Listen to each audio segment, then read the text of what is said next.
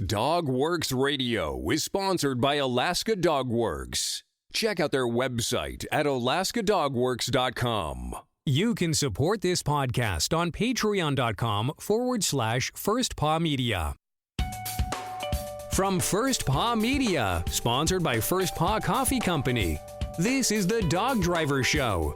Visit our website at dogworksradio.com. Now here are your hosts, Robert Forto and Kourosh Partow. Hello and welcome everybody. This is Robert and I'm here with my co-host KP, and we're continuing our Saunderson series this week. We're talking to Tammy Saunderson. We talked to Ross last time. Let's introduce them, KP. Yes, we have, of course, the Saunderson Kennels and the Saunderson Hounds, the duo that dominated the sport for many, many years. Tammy and Ross, they did the whole circuit when they raced around North America, Alaska, Canada, all of those races. Tammy, welcome to the show, and tell our listeners who you are and how you started in sport. Well, I'm Tammy Saunderson, formerly Tammy Martin. Martin was my maiden name, and I'm Canadian. I'm in Fort St. John, British Columbia. I'm married, obviously, to Ross Saunderson, and I got into the sport I was born into the sport of sled dog lifestyle and racing. My father was born in the Paw, Manitoba, Clinton Martin, and he had sled dogs when he was a teenager. So the Paw is another big dog world there in Manitoba, lots of teams there. And so he had them throughout all his life. And so my first race was when I was 3 years old. And I cried 100 miles to run the race because my older sister was going to run it, and I wasn't going to be able to run it, so I wasn't very happy. And so they let me run my first race. So I got a 3-dog race when I was 3 years old was my first race, and it wasn't even our team because my sister was running our team. So you got the leftover dogs. I ran total strange dogs, and there was another dog team a couple that we knew. They said, "Hey, we have a 3-dog team." That came over and said to my mom and dad, "Do you have one of your kids that would run it?" And my dad's like, "Yeah, I've had a kid crying for the last 100 miles that wants to race, so she can go on it." That's good. So that was my first race. And then how did you grow up, as a teenager, as a child, having sled dogs, and how did it continue? So we basically, it was more like a family sport, hobby. Like there was 5 of us, and we all ran, and we did the circuit. There was more races when I was growing up in Western Canada, so it was easy to go to weekend racing. So we had a small kennel, and then we would just go and, do some weekend racing. It wasn't, how it was when I married into the Saundersons. It was more of a hobby and a lifestyle, but we loved it. And then when I was a teenager, I wanted to get more serious at racing. So my dad actually called my father-in-law, which is now, because we all knew about the Saunderson breed dogs. And so we bought a couple dogs from the Saundersons. And then I started racing more competitively in the limited class racing. How old were you, Tammy, back then? I started about probably when I started racing more competitively, I was about 15. Okay. Like I still raced off and on, like just, weekend racing and doing a few things like a couple a year or whatever, but I started racing more competitively when I was 15, when I moved up, just before I moved up here in Fort St. John. Yeah. And then I continued just running our kennel, our small kennel. And we would train, actually, when we moved up here, we would train over actually here at where I'm living now. It's the Saunderson house, and also at Ron Carson's. So we would drive our team over, and because we didn't have training at our house, so we would go and train there. And then I would just, race on the weekends. and do that. And then I met Ross, and then it was a whole different world. Then you got into the whole different world of super competitive sprint racing, right? That's right. Yeah, it was a totally different world. And when was that? It was what? When was that? Well, 95 is when we got married. So I was 22. And I sold my leader in, probably in 95. So that was the last year I raced my team, was in 95. And then my brother took over racing our kennel. And then I started running with the Saundersons. I sold my lead dog to Japan and bought my wedding dress. That's a good story, actually. Yeah, I know. Yeah, and then Ross is like, "Don't worry, I've got lots more leaders for you." Okay, hon. That's a cool story. I like it. Now now you're in your early 20s, and you're in this big competitive kennel, traveling around the world and doing different races. And then, so did Ross pick the open class and you picked the limited? How did it work between you two? Oh yes, definitely. He got the pick of the open class, and it was agreed upon. I was fine with that. I grew up racing limited, so open class was kind of his thing. It wasn't really. I loved racing, and I liked the dogs, and I liked the competitiveness of it too. I liked the sport and the people, but I was fine and content to stay limited class racing. I didn't really have a real strong desire to go into open class racing, but I kind of got put into it. So, and that's fine. It was fun. So, so I started training when we got married. I started training the yearlings, and I would take yearlings and any of the B team, and Ross would have the A team, and then I would do limited class racing. He would do the open class racing. We'd train up all the young dogs and the leaders in the team that I'd be running, and so that's kind of how it worked. I beat him one time in an open class race, but it's only because he went off the trail. So you actually, in some races, you had two open class teams? Well, that was one. Yeah, we had one race. It was in a BC. It was a BC race, and we had two open class teams. And he went off the trail, and so I thought, oh boy, our A team is is tangled in the trees, so I better get moving. So I won that race for him. With the B team. Did you do any of the bigger races in open class, Tammy? Like no, Rendezvous and Le Pas and all those? I did the women's twice, yeah. Okay, but Ross mainly did the open class racing then?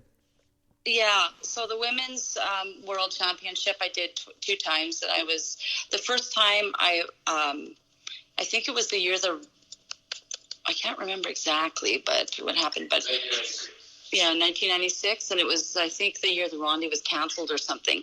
So we just jumped in, decided that I'd run the open class race in the women's world championship.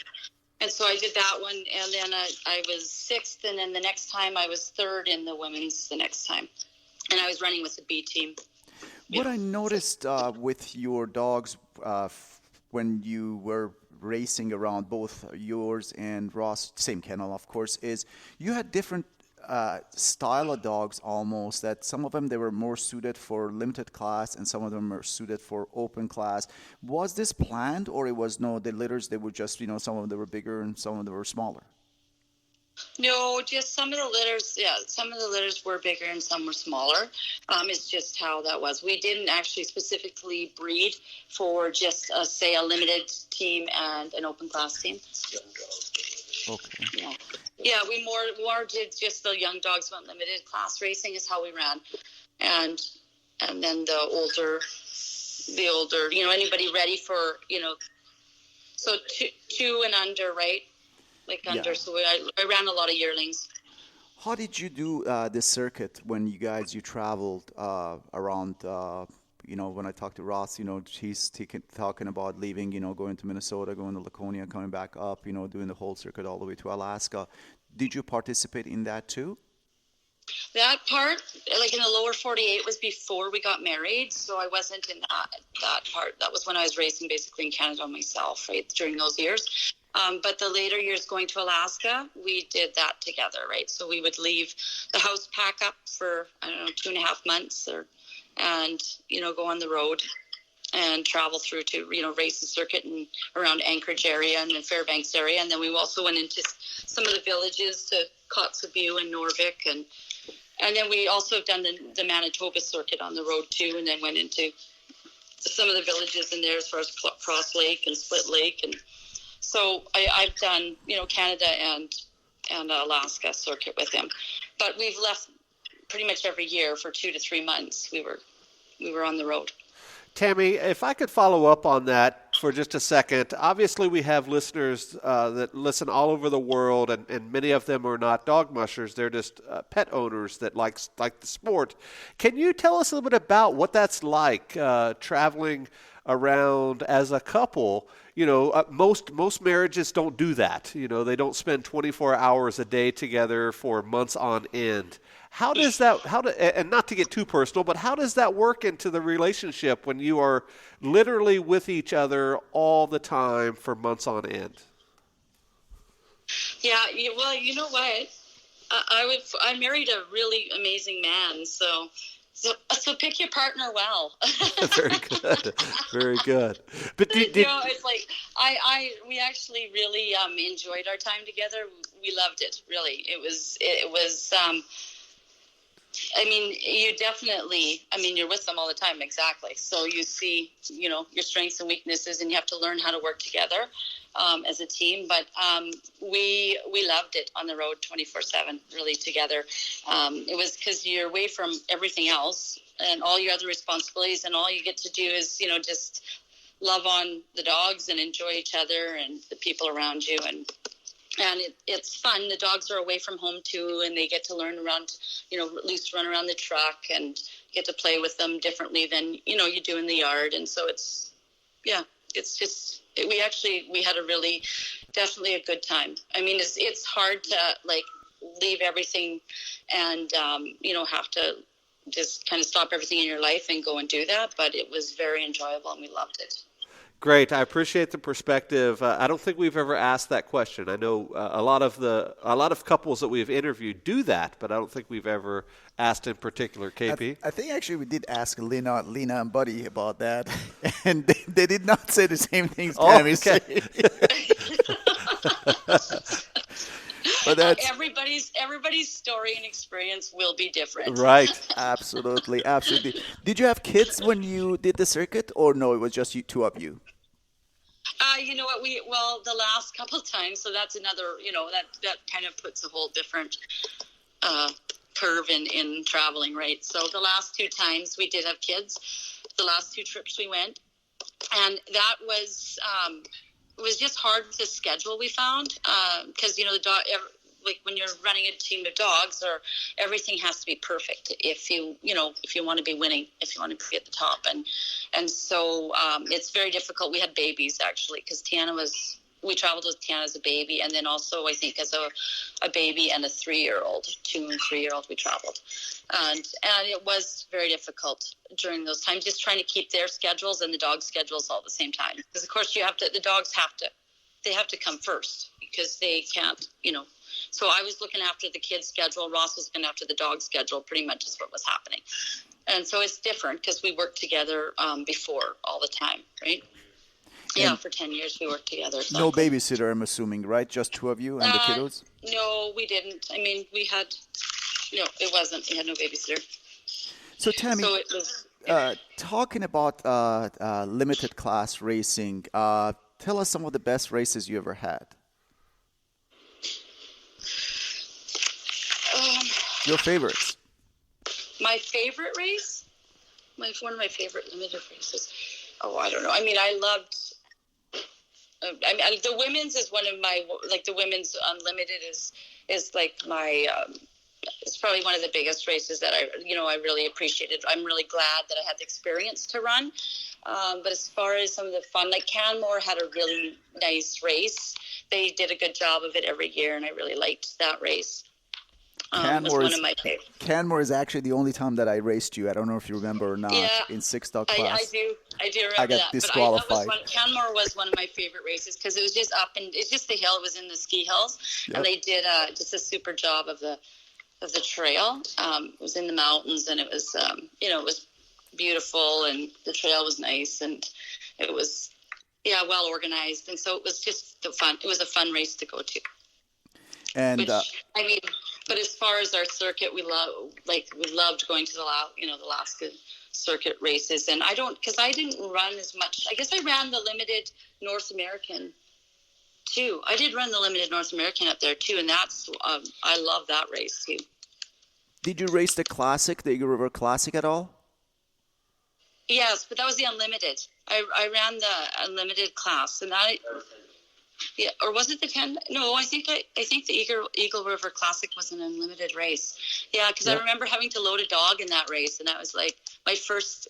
It was the first year I was running unlimited class, and so that was one of the biggest jumps I find from limited class to unlimited for me was having to figure out how to handle like loading if there's ever any issues, being able to handle that issue very quickly. Ross was super exceptionally good at that, and so I was really good at like paying attention to the dogs and watching them, and I could read them extremely well.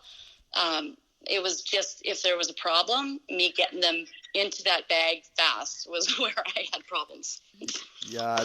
Well, the last episode, Ross said that there is a plan for you guys to come back and hit the circuit, hopefully. And any plans to come and race the Classic here? Well, the Classic was if we came back and raced, then we would probably do the whole circuit if we got if we actually got back going at it. So it would take us a couple years, and we've talked about it for years of getting back and and doing it. It's just being able to pull away from. The biggest thing is pulling away from all our responsibilities, and so the kids, we would love to have the kids have that experience. So both of us would love for them to do it, but it's something that he's talking about in the next couple of years. So if we're going to do it, we're going to have to do it fast because our oldest daughter is 16, so you can't wait too much longer. So she'll be in college. Yeah, exactly. No, I know but that. Yes, no, but for sure we would be, racing the Classic and a different, we always did Fairbanks, and I did the North Pole and the Eagle River Classic, and we did the limited North American when we were up there, right? Exxon and the Rendezvous in North America. Yeah. Then Ross did the North American and the Rendezvous.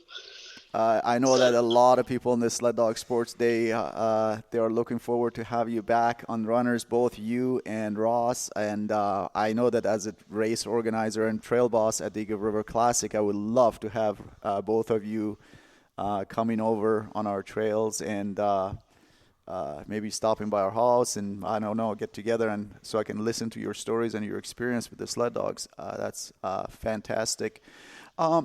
So when you did in the peak of, your winning and all of that, did you, each one of you guys had specific tasks around the yard, like Ross did this and you did this again and again? Or no, you all did different things at different times? Yeah, that did take us a little while to figure out because we were both used to doing our own thing, but we got it. I'm not sure exactly. I'm trying to figure out. We had different tasks. I would say definitely. We did a lot together. Like we trained together a lot of the time, and we groomed trails together a lot of the time, and we'd water together. He did all the feeding always. He wouldn't let me feed the dogs because he knew if he let me feed them, then I'd beat him. They'll be all fat.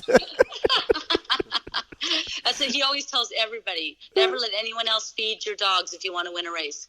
Oh, okay. That's interesting. I didn't know that. Tammy, I always ask our guests the same question, and you are our first guest of 2022, and I'm going to change up our question a little bit. In the past, I've asked a piece of advice for new mushers, but this year we're going to do it a little bit different. And since you've been involved with the sport since you were a young girl, I think this is going to fit nicely, and that is, what is a positive change that you've seen in the sport in all of the years that you've been involved? What do you think is the biggest positive change in it?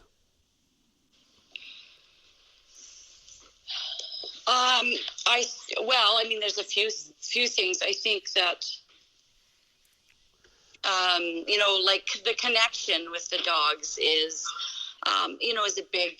I think there's more connection than there was, even before. I think with the dogs, I find that with the top teams too, or I just find that with all the loose running and that kind of thing, it really brings just a bond and a connection when the dogs can run around the truck. I find that's a big positive, change in the sport. I would say, one that I've seen, to be obviously food. There's all in every area pretty much they're always working on, different food and different supplements, and that has changed too, obviously. Right. Yeah, I'm really excited to hear what all the mushers say. We talk to people all over the world, and everybody has a little bit different perspective. So I'm interested to hear what folks say on this new question I have. I think it's going to be interesting. And also the sled. The sleds have come along, like not necessarily the dogs. The sleds have come a long ways too. Like, it's much nicer to run some of the sleds, right? They handle the trails way better. They've come a long ways. Supplements, I think, have come a long ways, I would say. And, even training, like the connection with the dogs have come, I think. And there's numerous, I think there's numerous areas that change. But the dog itself, it seems to, the breed always seems to come back, I say. So, I don't know. I think it's more the training and the supplements and the dog, Yep. care and that kind of things that have kind of changed and made more of a difference than over the years, right? Right. Well, Tammy, thank you very much. KP, anything else before we go? Actually, since I know that both of them are listening, I have a question. Another question is, now that you've been out of the racing part of the sport for last 17 or 15 years or so, what would you do different, or are you going to do things differently? And I'm asking both of you guys. Ross, I hope that you're listening too. Yeah, I'm here. That could be Ross. So what was your question? Sorry. I said now after 15, 17 years of racing, you haven't raced for that period of time. Would you do things differently today as what you did 15 years ago? No, we wouldn't. Actually, we've learned a lot over the last 27 years of racing and dog care and the equipment that we use. But no, we'll use the same format for training. We'll use the same format for breeding. I do, looking back after taking some time off and really reflecting on our successes and our failures over the last 27 years of racing that we did do. I did bring back to mind like some of the things that we had learned along the way that we'd forgotten. So I will be re-implementing some training techniques, some puppy raising techniques that we kind of lost along the way that were invaluable, but you just get into systems and you get your mind focused on what you're doing and you forget about the things that brought success. And so I've reiterated on that, written these things down, and we'll be implementing things that we had learned and lost along the way. But no, most of what we had learned and gleaned from all the years of racing will still apply to today. That's very interesting. And when he said he takes notes and everything, I noticed that when he was giving the bloodlines in the last episode with all the years of each dog that he could remember. Yeah. That's pretty impressive. That's pretty cool. Thank you so much, guys. I really enjoyed chatting with you, Tammy and Ross. And looking forward to have both of you guys in Alaska very, very soon. Very good.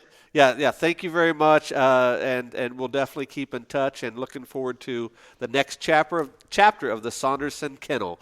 On behalf of very good. On behalf of our guests and our co-host today, this is Robert for the Dog Driver Show. We'll see you guys next time. Goodbye.